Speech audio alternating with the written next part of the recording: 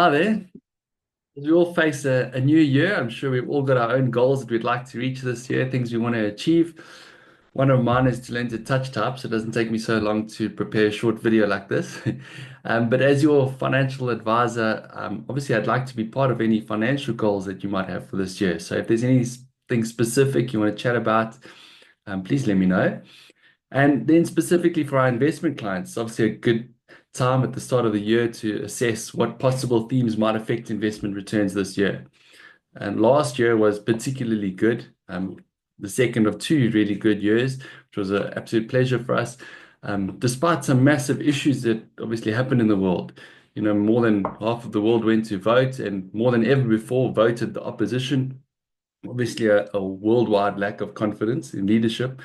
We had the Middle East escalation, Ukraine war continues, massive natural disasters, but investment returns were really good. So, in that is obviously a good lesson to separate investment expectations with what we see on the news, at least in the short term. And then there were a number of major themes that affected the investment returns last year, both positive and negative, which we'll be looking at this year. Number one is all the hype around AI. That was by far the biggest contributor to positive returns last year. And when there's so much hype about one sector, then it's obviously wise to approach with caution, because some of it will be real and some of it will be speculation. And most analysts say that there is a lot of real value that is being created by all this new technology. But obviously, there's going to be a lot of it that is also speculative, and that will at some point obviously unwind. So our portfolios are positioned to sort of protect against that.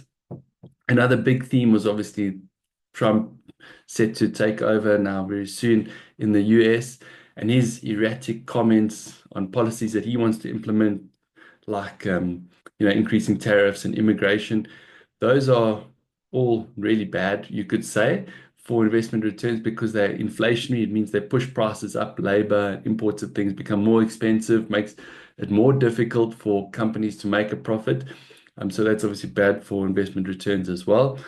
But as we saw in his first term, often what he says and what he does at the end are two different things. So most analysts are not predicting sort of a worst case outcome where, inflation now starts going back up, interest rates have to go back up. The one big US analyst put it at like a 26% possibility. But most in general see this year as being another positive year for investment markets, although maybe not as positive as last year. So I'll send an infographic just showing that afterwards, which is quite interesting, which is obviously important for our clients that are invested directly offshore, exposed a lot to the US market. But even our clients that have local portfolios, typically there's around 40 to 50% of it that is either directly or indirectly offshore anyway.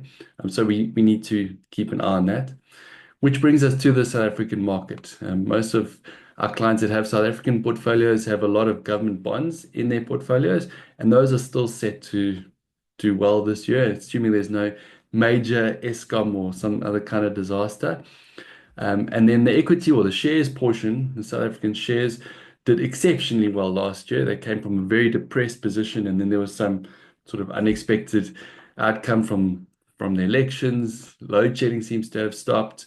So those depressed values have come back to sort of fair value, which means that this year, again, if there's no major disaster, there should be positive returns, maybe not as positive as last year. And then the other big theme is China. They're obviously a major world player, the biggest sort of emerging market, which affects then us as an emerging market in South Africa. They were a big disappointment last year because their economic growth almost sort of came to a standstill. There was a lot of hopefulness around them coming out of lockdowns when they'd stayed, in lockdown for much longer. None of that really materialized into anything positive. So their government needs to spend a lot of money to try and kickstart that economy, which they have started to do, but whether that'll be enough or not is yet to be seen. Interestingly, India is emerging as sort of the next big growth story. And they're set to spend huge amounts on infrastructure in 2025. So if that happens, obviously that would be good for countries that provide resources like South Africa. Overall, still a lot of positive expectation for investment markets for 2025. And if that obviously plays out, we'll be ready to capitalize on that for our clients. And where there are these glaring concerns, like with AI or um, sort of a Trump negative outcome, the portfolios are already positioned to protect against the worst of that. And our next internal review, as many of you know, we do these quarterly reviews internally across all our clients' portfolios. That's happening in February. So if there's anything that you would like us to bring up at that next meeting, any comments or concerns, then please let me know, and we can do that, and then I can come back to you personally on that. But otherwise, hope you have an awesome 2025. Thanks very much.